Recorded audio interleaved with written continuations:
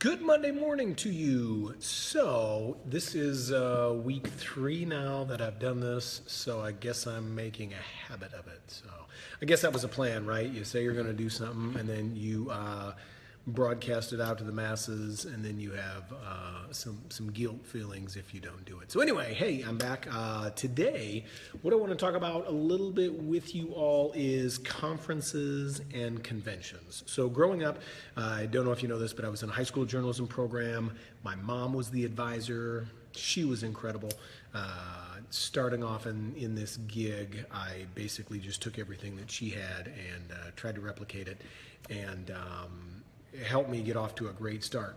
But growing up, we did. She took us to the state conventions in Iowa every year, and encouraged her students to go to camps in the summer. So in the summer, I think for 3 years, I went to the University of Iowa summer journalism workshops, and they were great for me. I got to meet a lot of cool people, and I learned a lot of stuff, got me excited for the year that was upcoming. And when I went and I taught my first job in Newton, Iowa, I did the same for my kids there. I took them to the state conventions that were there in Iowa to get together with kids from all across the state. I encouraged them to go to summer camps. I'd take them to the University of Iowa and other places.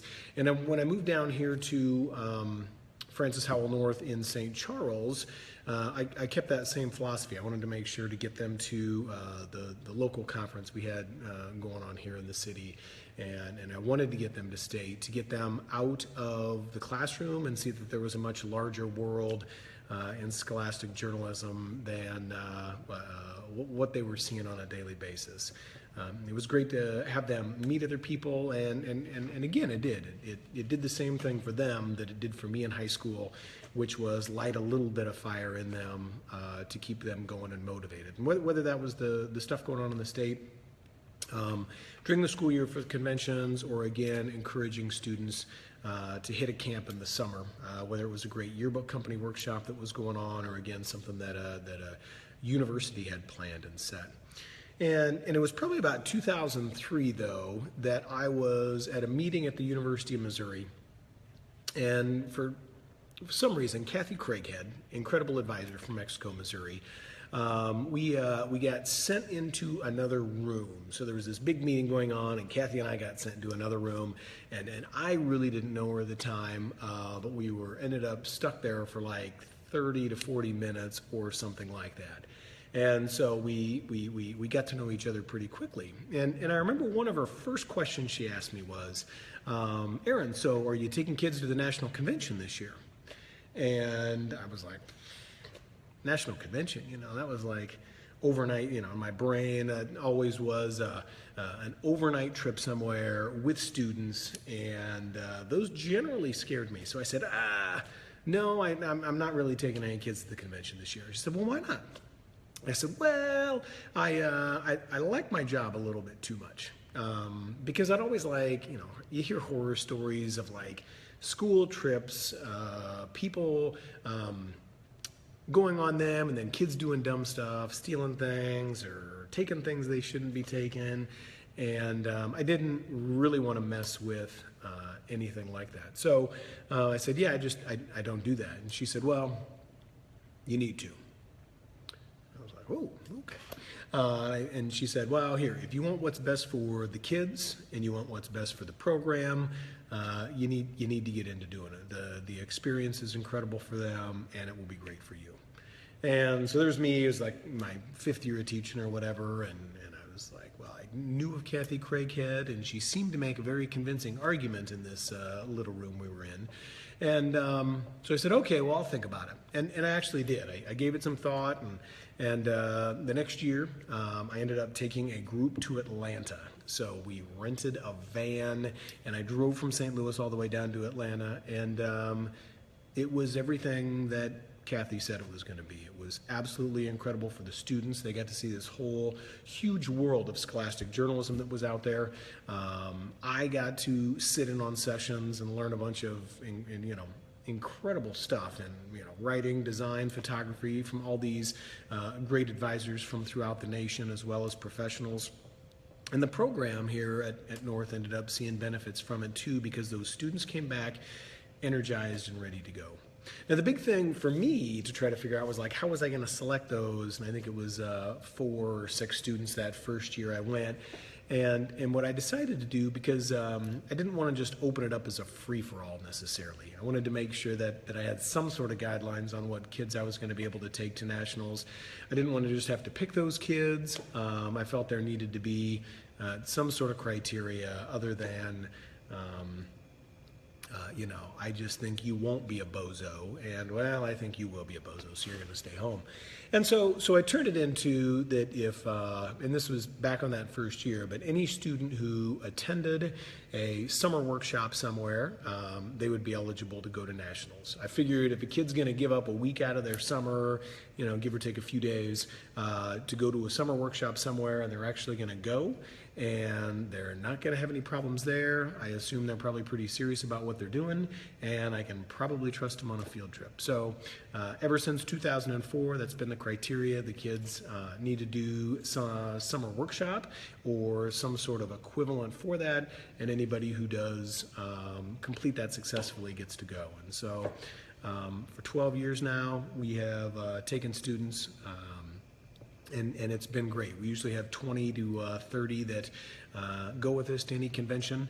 And we plan things out pretty well so that it is a group activity, really. So this year, for instance, the National Convention this fall is in Indianapolis. And I was just working on details over the weekend, trying to get all those things figured out with what we're going to do, because I like having things planned out. I think it keeps parents happy to know that we are keeping everybody together all the time, and it's not just kind of a free-for-all once we get to the city. And I like keeping everybody together. I think it's some good staff bonding time that happens. And so, for instance, we're heading into Indianapolis this year on Thursday. We will be doing something as a group Thursday afternoon when we get in. The convention kicks off on Thursday night, so we'll get some food all together as a group before the opening keynote that night, and then everybody will be pretty wiped after the keynote, and they'll just have some hotel time. Friday they'll get up, and the convention starts Friday morning, so there's sessions all day for them to go to, and they'll hit those and get their learn on. They have competitions in the afternoon on Friday they get to participate in, which is always really, really good. And then we have a group activity Friday night. So we go out. I usually try to find restaurants, obviously, that can accommodate 20 to 30 people. I try to find places that they're not going to be able to go to here in St. Louis, so we will not be hitting like a McDonald's or anything like that. Probably not a Pizza Hut if we're getting pizza. And then we'll do like some sort of activity depending on the city we're in. Sometimes we do some sort of tour of the town. Sometimes we do dinner theaters. Sometimes there are just a lot of different things. So anyway, big story there is we try to do things off the beaten path. I don't take them to movies. We don't go to the mall or anything like that. There's plenty of malls here they can go to. But we do that, and yeah, that's great. So we have group activity Friday night. Saturday, it's much of the same. They hit sessions all day, and after the sessions and the conference is done on Saturday, we all get together. We go out for another big meal. I try to find places, again, where they can be loud, like a Rainforest Cafe or a Hard Rock Cafe. I don't expect them to dress up too fancy and be too quiet. So we try to find some fun places for them. And then on Sunday, Sundays either we get up really, really early and we get a flight back home, or the nice thing about Indianapolis is we're just like a bus drive away. So we're going to stay for the closing ceremony on Sunday. The write-off awards are announced. We'll get in a bus, head back here to St. Louis, and call it a trip. So the one in the spring is in Seattle, so there's a little more planning that goes into that because it is a short flight away. But we'll be planning for that. So the fall convention, I usually have kids lock in. They will be locking in whether they're going or not and paying a deposit by next week. And then the planning for the spring usually happens in December or early January. So anyway, the conventions, here's the deal today. Here's what I want to encourage you. take your students and get them outside of the classroom. And again, whether that's to something local that's going on, maybe it's just even a field trip to see the newspaper getting printed in your local town. But if there are state conventions, if there are state conferences, take them to that and give some serious thought to taking even the first year, just 1 or 2 kids to a national convention. I can't tell you how incredibly beneficial it will be for you. I look forward to them every 6 months. I get to see my friends from across the country. It's like the best PLC that I could ever have, where I can just sit down and pick people's brains. The last couple conventions, it's been forcing Matt Raz to sit down and try to learn some broadcast stuff from him, as that's a new little area that I've kind of ventured into. So, but anyway, I'll put a link down here in the comments. But I'll add some links to this year's national convention, where it's at in Indianapolis, if you're interested in looking into it. I also have like a guideline sheet I give out to students on every convention we go on. It's the same thing. I just kind of swap out the city each year in the year. But I'll include that so you can see it if you're looking for, like, I don't even know what to tell kids or their parents when we go on these things. I think it's a sheet I borrowed from Kathy Craighead, who we talked about earlier.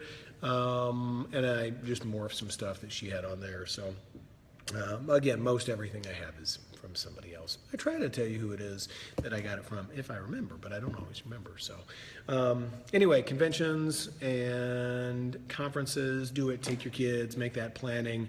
Again, beneficial for everyone involved. Next week, I think I'm going to talk about working with middle schools. I know it's going to be early. It's actually...